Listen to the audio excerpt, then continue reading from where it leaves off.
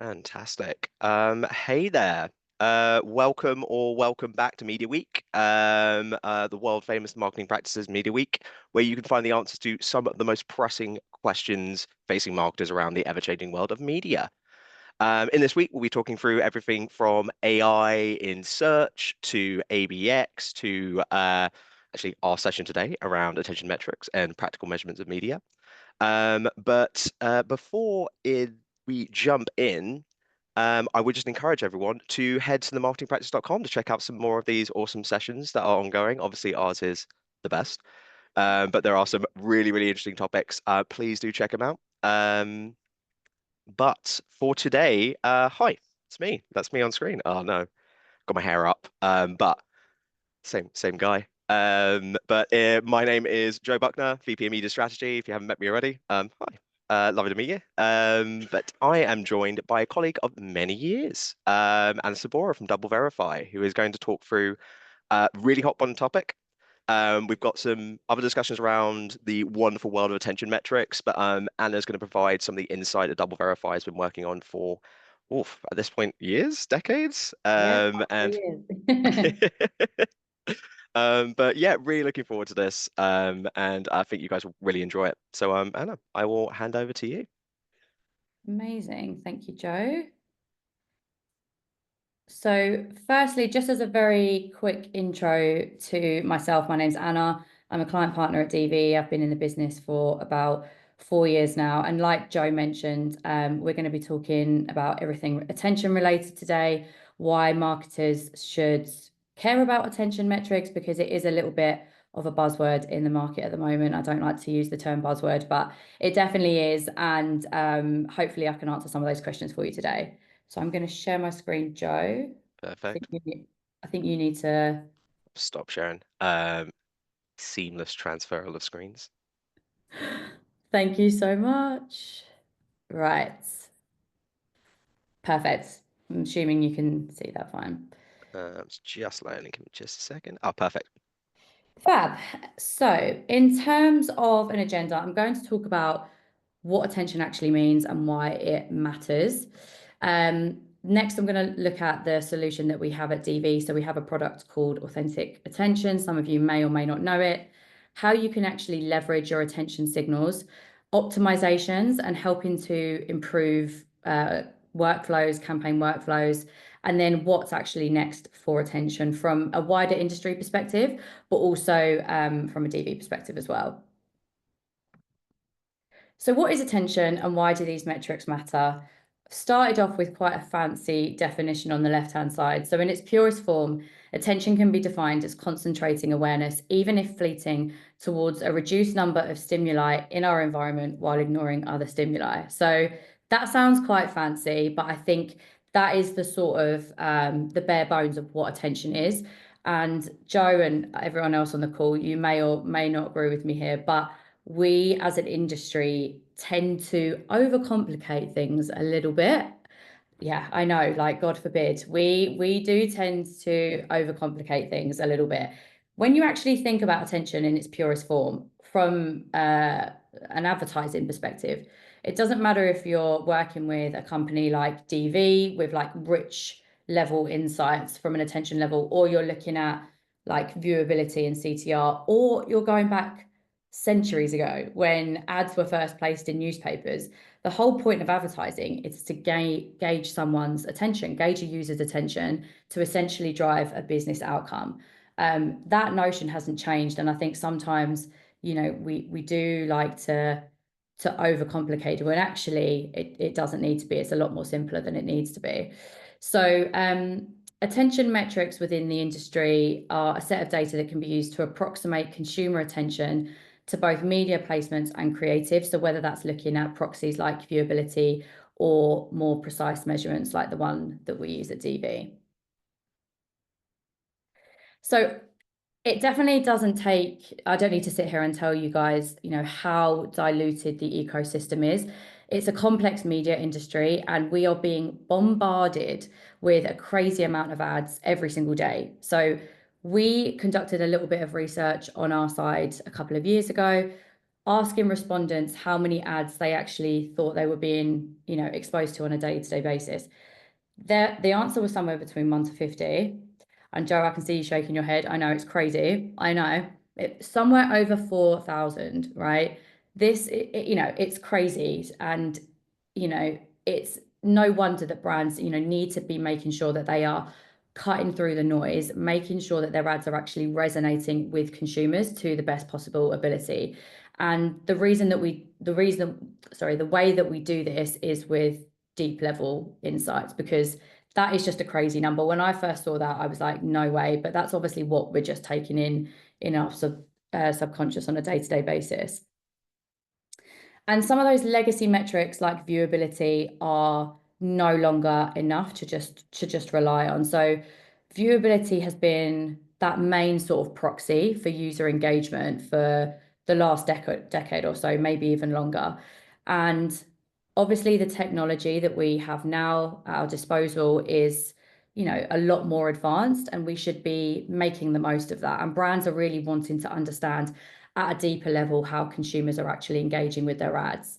So when we look at viewability alone, only 67% of video ads play through completion. Only 12% of video ads are audible and viewable on completion.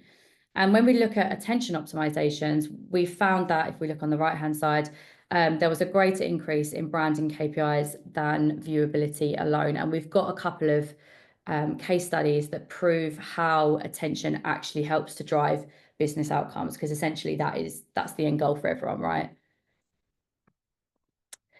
And as an industry as well, I think we're a lot more privacy savvy as well now. So brands are, looking towards solutions that are privacy friendly, aren't relying on PII and audience-based targeting. And I'll go on to explain this in a moment, but the solution that we have at DV is completely future-proof for any changes that happen within the industry. Obviously, there's been various changes that have happened over the last few years. Some of them haven't happened, but we are in a position where, whatever happens within the industry, we are completely future-proof from a privacy perspective.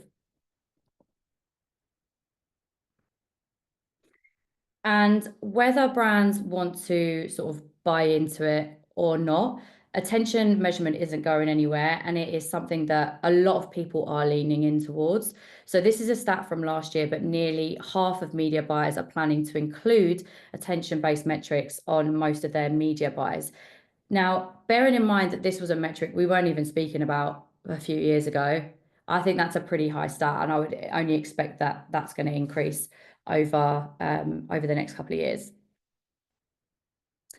Okay, so moving on to the DV Authentic Attention product, I just want to spend a little bit of time talking about the Authentic Ad. Now, the Authentic Ad is a product that you may or may not have heard about before if you've worked with us in the past, but the Authentic Ad is very much our bread and butter product. Everything that we do at DV comes back to the Authentic Ad, and it's really about making sure that you have that foundation of media quality in place first before we even start to look at metrics like attention. So the Authentic Ad is made up of 4 components. We've got viewability, brand suitability, fraud, and geo. All 4 of these are measured holistically. We don't look at them individually. Reason being is that you could have an impression that is viewable, it's brand safe, it's free of fraud, but if it's delivering in Spain, for example, and you're only looking to reach customers in the UK, that is a completely wasted impression. Like, we're not going to qualify that as being authentic. So it's really important that we have that baseline of media quality in place first. And when it comes to attention, we only measure attention off authentic viewable impressions. So not only are, we're not going to measure attention on an impression that is fraudulent, for example. So yeah, it's really important to make sure that we have that baseline there first. So just wanted to touch on that. And this can be applied across the whole of your media plan as well. So the DV Authentic Attention product differs quite a bit in terms of methodology from other partners within the space. So we're actually able to measure down to the impression level. So like I was saying before, It's a completely future-proof tool. It's not relying on PII or anything like that. And because we are actually able to measure down to the impression level, it means that the amount of data that we're able to collect is on a really, really large scale. So just for a bit of context here, we measured 8.3 trillion transactions last year, which doesn't even sound like a real number. Like, when do we ever talk about trillions, right? It doesn't sound like a real number. But it is what it is. Obviously, not all of those impressions are, valid for authentic attention measurement, but it still means that the amount of data that we have is on a really, really large scale. You can compare the performance of your campaigns against brands within similar verticals. The one that everybody likes to hear, it's super easy activation. And we can take a lot of that heavy lifting away from teams in terms of optimizations with leading AI technology, which sounds fancy, but we'll talk about that in a little bit. And when you go into the Authentic Attention dashboard, you will see something called an Authentic Attention Index. Now, the index is normalized to 100. So it sounds really obvious. Anything above 100 is above the average, anything below 100 is below the average. And this average is calculated using all DV data. And that index is updated, it's based on a 28-day rolling average. The reason that we have that 28-day rolling average with the index is because attention levels can fluctuate throughout the year, right? So you can have a really busy period in the year like the Olympics or the World Cup. Naturally, attention levels will spike versus quieter level periods throughout the year. So it's important that we're making sure that that attention index is updated as often as possible. When we break that down even more, we split attention into two core pillars. You've got engagement and you've got exposure. So engagement and exposure both have their different sort of sub-metrics, I guess. So exposure will look at things like viewable time on screen, share of screen, prominence, etc. User engagement will actually look at the interactions on that ad. So if it's a video creative, for example, has that device been turned from portrait to landscape? Was the volume turned up or down? Was there a scroll, a hover, or a swipe? And between exposure and engagement, we essentially have 50 different data touch points that fall between both of them. We collate all of those different touch points together to give you your overall attention index. And often we will have questions from clients, and too rightly, about the difference between sort of those legacy metrics in platform and what you can expect to get from a DV perspective. And this is really what it's about. It's getting that sort of rich level of insight that you may not be able to get from those legacy metrics as well. And between exposure and engagement, you'll get a separate attention index score for both of those. So you have your overall attention index score, and then you get an index score for both of them. The reason that we split it out, and you might be guessing this already, but we can help you through the whole of the marketing funnel. So exposure impressions lean themselves towards your brand-led awareness KPIs, and then engagement will lean itself more towards your lower funnel conversion KPIs. So the reason that we give you an index for both is because you might be running a campaign that's only focusing on awareness. So even if, for example, your engagement index is falling slightly below where you'd want it to be, but exposure is going through the roof, then that actually might be okay for you, and that might be considered, a successful campaign because you are more focused on those exposure impressions. So just a couple of examples here. We've got case studies for all of these, which I'm obviously not going to go through all of them now. But we helped a CPG brand drop their quality CPM by over 52%, and an auto brand increase their conversion rates by over 30%. And I will go through a couple of these in a minute. And like I was mentioning earlier, I think sometimes the worry when you're looking to sort of integrate a new product within your existing workflow is, oh gosh, you know, we don't have time to set this up, you know, are we going to have to do extra tag wrapping, etc. Good news is that definitely does not have to be the case. So from a campaign setup point of view, there's no extra tag wrapping required whatsoever, which everybody loves to hear. It's literally the tick of a box. It's literally the tick of a box in a blueprint, and then you're literally good to go. You can leverage this across your media plan as well. Social is on the way, and will go on to explain that. In-flight optimizations as well. So really taking that that legwork away from your teams and pairing that with algo optimizers, which I'll talk about in a moment, post-campaign analysis, and then using that to funnel future campaign planning as well. So we really want to stress that this doesn't have to be loads of extra legwork. It doesn't have to be, you know, loads of extra tag wrapping and all the rest of it. It can just integrate quite seamlessly into your workflow.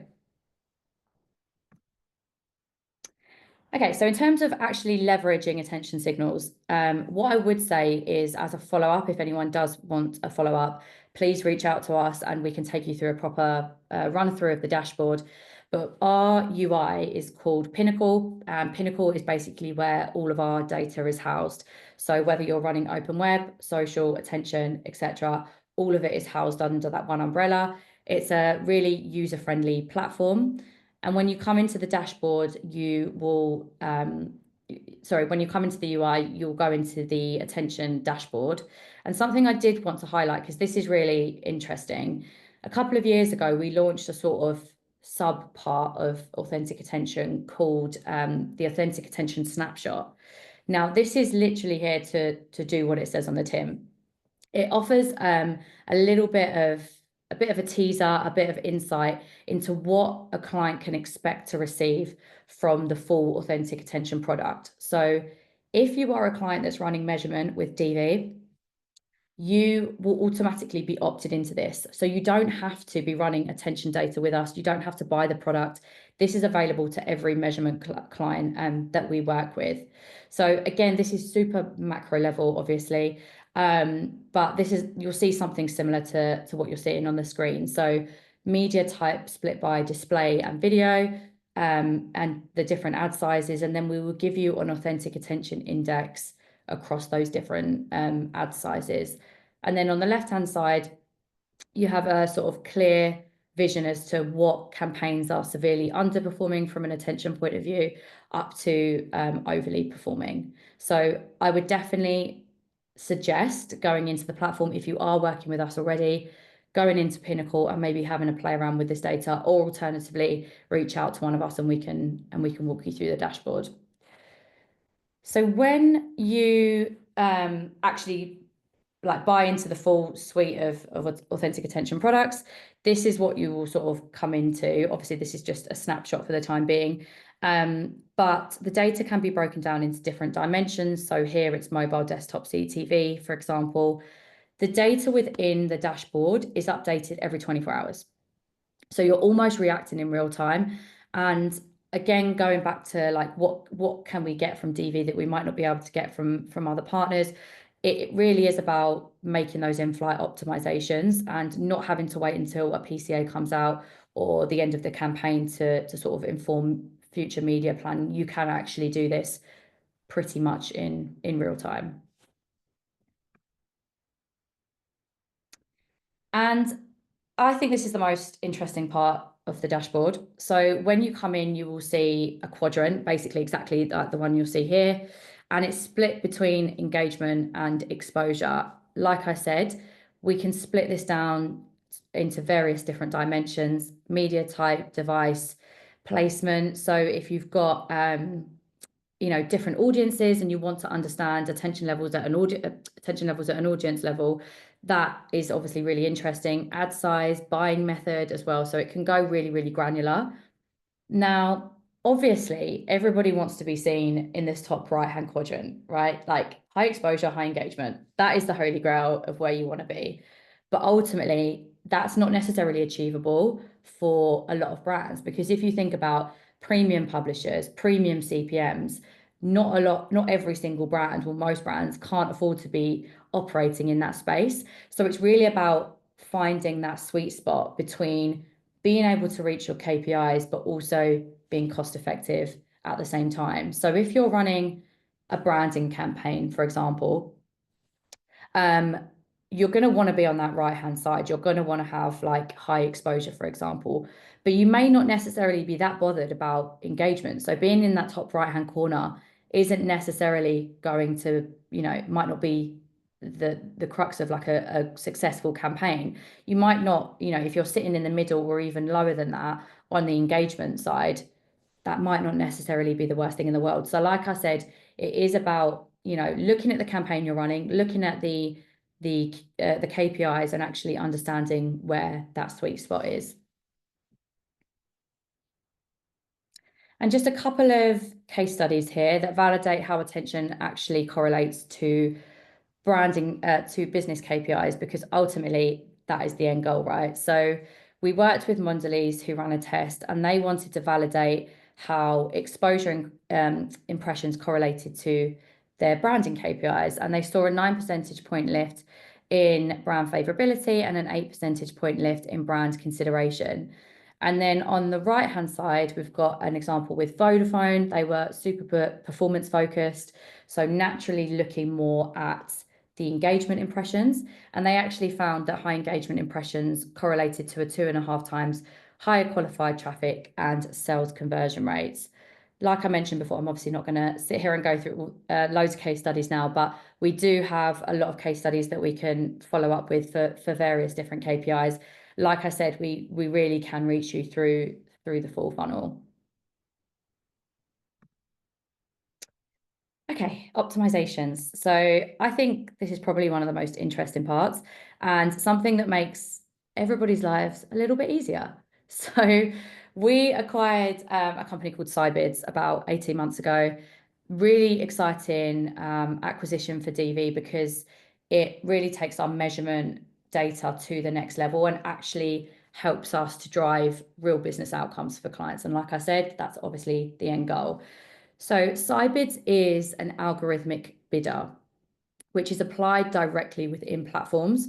So for example, the Trade Desk, DV360, Xandr, Beeswax, YouTube, and most recently Meta. And we're continuing to advance those integrations as well. We have a whole team who we obviously acquired as part of the acquisition from Sybids. They are complete whizzes when it comes to the tech, probably way more than I am. But essentially what Sybids will do is it will take multiple and custom KPIs. So whether that's like your upper funnel, unique reach, frequency, etc., down to lower funnel, ROAS, CPA. You can then add on constraints as well. So frequency capping, CPM thresholds, and then the most interesting part is adding bespoke data sets into that as well. So DSP log level data, cost data, attention data, etc., to eventually get you guys to have optimum performance for your campaigns with the least amount of work and also being cost effective at the same time. It's like the holy grail. And this is an example of a case study where we worked with an auto client and they wanted to increase their attention levels. And previously they hadn't been able to do that. So they worked with DV and Sybids across their Trade Desk activity. And the only difference here between the two sort of lines was the bidding methodology. So there was no other difference. One had Sybids, one didn't. And the results on the right-hand side, I think, are amazing and definitely speak for themselves. We saw a 124% increase across the attention index, 340% increase on CTR. And one thing I think is really interesting is that we were able to reduce the CPM by 40%. Now, that is actually taking into consideration the fee for Sybids as well. So even with, even though there is that incremental cost and, a lot of the time, brands, and quite rightly, will worry about the incremental cost for all of these products. But even with the incremental cost of Sybids and DV, we were still able to reduce the CPM by 40%. And again, we've got loads of case studies that sort of prove the validity of that. So, what's next for attention? So, when we speak to clients about attention, especially when you're first starting off, it's a walk, run, sprint approach. Like, we don't expect you to just, go full pelt straight away.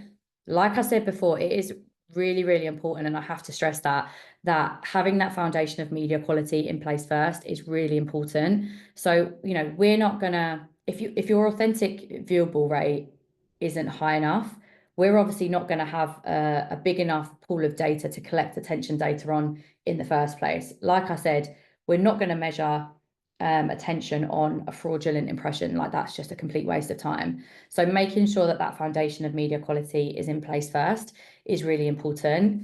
And then activating attention is obviously the next part. And then the run part is correlating that with lift studies, like we said with the Mondelez example, and then using algo optimizers like Sybids to do those optimizations for you and take away a lot of that heavy lifting. And then the sprint part is really about making sure that attention is a core part of your media planning and continually making sure that that is informing future media strategy. And then last bit from me, so social is a part of attention that is being spoken about so much at the moment. There is a lot of demand for it, and quite rightly. And from a DV perspective, we are working, I mean, I say we, the product team are working really, really hard in the back end to get this solution out to market this year. So I can't say much more than that in terms of timelines, but we appreciate that there is a lot of demand for it at the moment. Obviously, the nature of the social platforms, they're quite complex and they're massive beasts. So naturally, these things don't happen overnight. And I don't think you can necessarily say that it's the same methodology should be used for the open web versus social, for example.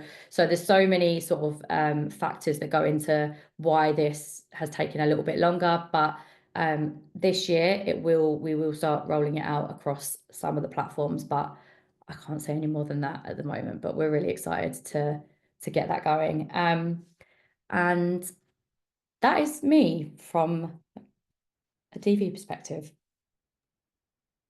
Fantastic. And I really appreciate it. No worries. Um, I love that point at the end. It's like social media platforms being difficult when it comes to verifying their data. That's weird. I've Um, never heard of that. how odd. Really appreciate it, Anna. No, all Absolutely good. insightful. I'm still just trying to shake myself off after that first stat. Just telling all of like everyone who runs every campaign, take off all frequency caps, set them to like 4,000, and we'll Yeah, probably be more in the more in the region of what's acceptable. I know, it's just crazy, isn't it? And then yeah, so I think that part's really interesting because like we brands do need to make sure that creatives are actually resonating and targeting strategies are resonating because it's a super diluted landscape. It's just quantifying banner blindness, right? Like being able to Yeah, go like, okay, we know that it happens, but oh man, okay. yeah, yeah. But I have a few questions for you, if that is Sure, okay. of course. And I'm trying to start like, do I start on like the big world encompassing stuff? I don't know. I'll ask. I think the one that jumps out to me quite frequently is like, attention metrics. As you said, they're quite a buzzwordy. What have been Yeah, identified as a hot topic. I like the fact people like Double Verify and making them nice and tangible. But I think there is still like a lot of misunderstanding in the market. Like, what would you say as like an attention specialist is probably the biggest misunderstanding or yeah, maybe underappreciation of attention metrics yeah. that you see? Sure. So I think one of the biggest misconceptions that, and I'm speaking from my own personal experience, is the fact that, it is this new metric in market. A lot of people, as soon as something new comes out, it's like, oh my gosh, like, what do I actually do with this? What does it mean to us? Do my teams even have time to optimize towards it? Mm. But I think and that's completely fair. And I think, literally going back to what we were talking about a second ago, where the landscape is so diluted, there's so much going on at any one time. I think it's so important, even though it is like it's a new product that we've got in market, it's something new that we have to learn about. I think it's really important that we all do start learning about it, because having that deeper level of insight, not just looking at last touch attribution, is super, super important. And I think, like I was mentioning in the presentation, the whole point about does it increase workload for the teams, etc.?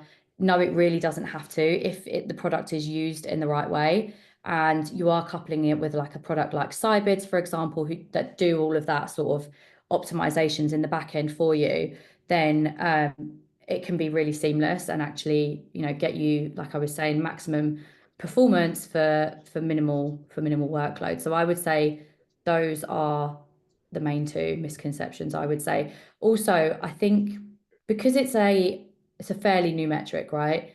Different partners have different methodologies. So that can be quite confusing as well for brands to really understand, what works for what, and et cetera, et cetera. Which one do we believe in, and everything else. And I don't necessarily think it's a case of one size fits all. And we're still trying to work out what that looks like. And that's completely fine. But I don't necessarily think it's a one size fit all from a DV perspective anyway, particularly across open web. I think we are big believers that impression level measurement is the best way to measure attention data. Like I said, it's future proof for any changes that happen in the industry.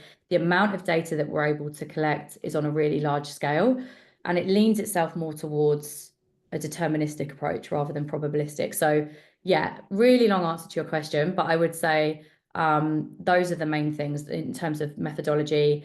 People worrying that is it going to increase workload, and yeah. Well, really appreciate that answer, because it actually answers the question I was going to ask, which is why you think people or less people don't or more people don't use attention metrics, because that Yeah. 50%, well, like just under 50% stat almost surprised me, because I thought it would have been more commonplace, like particularly when you can draw the correlation between better Yeah. retention metrics and better performance. Yeah, I think again it's that sort of bringing it back to basics as well. Like Mm. uh, uh, that notion of attention has always been there. Like I was saying before, it doesn't matter if you're using DV or you're using viewability or you're looking at ads placed in a newspaper. That whole concept of attention has always been there, to gauge someone's a consumer's attention to drive a business outcome. So I think sometimes, like I was saying, we overcomplicate it. It doesn't need to be as complicated as it is, and we have been able to draw, a connection between attention and driving real business outcomes. So yeah, hopefully that answers your question. It does. It also sets me up very nicely for my next question, which is Yeah, going to be on the theme of kind of keeping it simple, because I 100% agree. I feel like it's as marketers, yeah, we have a tendency to go like, yeah, here's a really simple concept of just like, uh, seeing something and paying attention to it. It's probably more likely to make you want to engage with it. And going like, here are 450,000 different stats we can rattle off yeah, instead. To that point, and in the interest of keeping everyone on this call accountable, if you were going to explain, the value of attention metrics to, someone outside the marketing team, the CFO, the CRO, the CCO, yeah. someone who is not a marketer by profession, Yeah. is not going to care about viewability benchmarks, how would you kind of describe the value, or kind of like how would you try and recommend we talk about value to make them go like, yup, that does sound like something that's a really good initiative? Yeah, of course. So I think attention, we don't want to see attention as this like separate KPI that actually has no impact on business outcomes. Essentially, attention should be used as a proxy in order to drive business outcomes, which is what everyone's going to, at the top, is going to care about. Everyone is going to care about, right? That's essentially the end goal. That's what we care about as well. We want to make sure that you guys are driving the best outcomes. We obviously, it's nice to have a high attention index and all the rest of it. That's nice to report back on.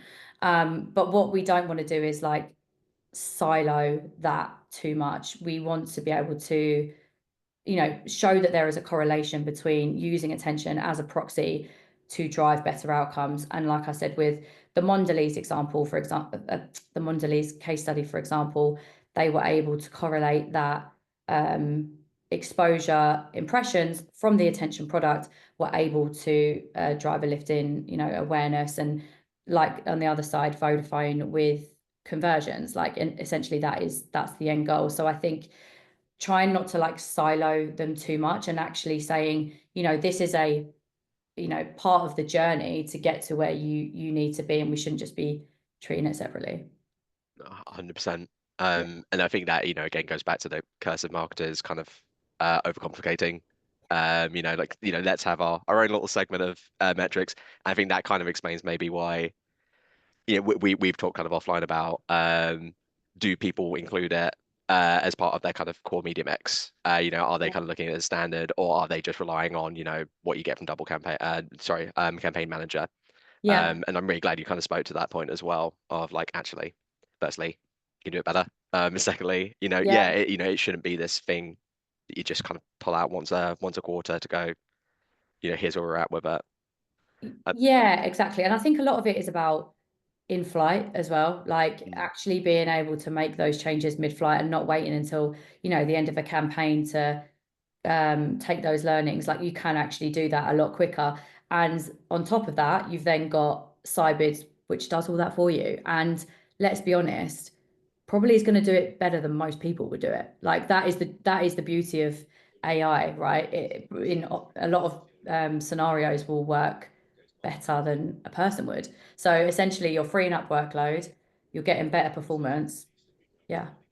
I mean, I am going to challenge that. I don't know if you've met Amy on our programmatic team, who I outperform Machine any day of the week. No, I'm totally joking. But she'll be using tools like AM, Double Verify, and Sybid to help optimize her work anyway. Um, Final question from me, Yeah, and it's got to be the negative question. sure. What would you say the limitations Yeah. of attention metrics are? Use Double Verify as an example, but like, what do you think overall is holding back attention metrics, and what do you see as kind of like the next frontier? Yeah, so I would say at the moment limitations are definitely channel coverage. So it's something, it's a new metric. We don't expect everything to be perfect and working everywhere straight away.